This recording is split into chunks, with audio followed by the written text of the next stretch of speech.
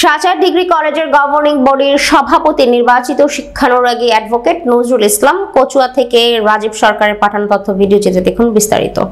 চাঁদপুরের কচুয়া উপজেলার অন্যতম ঐতিহ্যবাহী শিক্ষা প্রতিষ্ঠান সাচার ডিগ্রি কলেজের গভর্নিং বডির সভাপতি নির্বাচিত হয়েছেন এলাকার গর্ব বিশিষ্ট শিক্ষানুরাগী ও সমাজসেবক অ্যাডভোকেট নজরুল ইসলাম।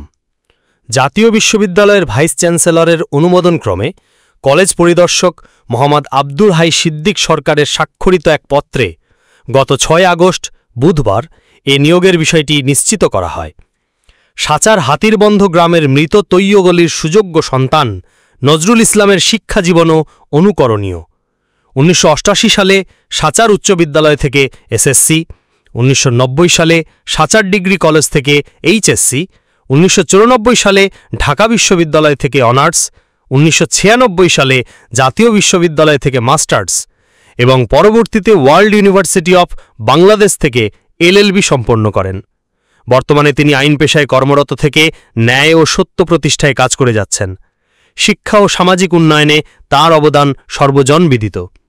অসংখ্য শিক্ষার্থীকে সহায়তা, বিভিন্ন শিক্ষা প্রতিষ্ঠান ও ধর্মীয় স্থাপনায় অবদান এবং সামাজিক সংগঠনে সক্রিয় অংশগ্রহণের মাধ্যমে তিনি হয়ে উঠেছেন একজন ন্যায়পরায়ণ, সৎ ও মানবিক নেতৃত্বের প্রতীক।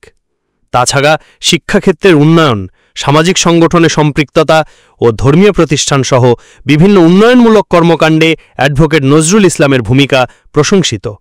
ন্যায়পরায়ণ ও মানবিক ব্যক্তিত্ব হিসেবে তিনি এলাকার সর্বস্তরের মানুষের কাছে সমাদৃত।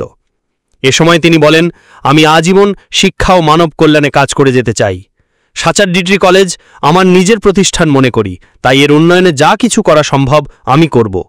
শিক্ষার্থীদের মানসম্মত শিক্ষা ও সুযোগ বৃদ্ধি হবে আমার প্রথম অগ্রাধিকার।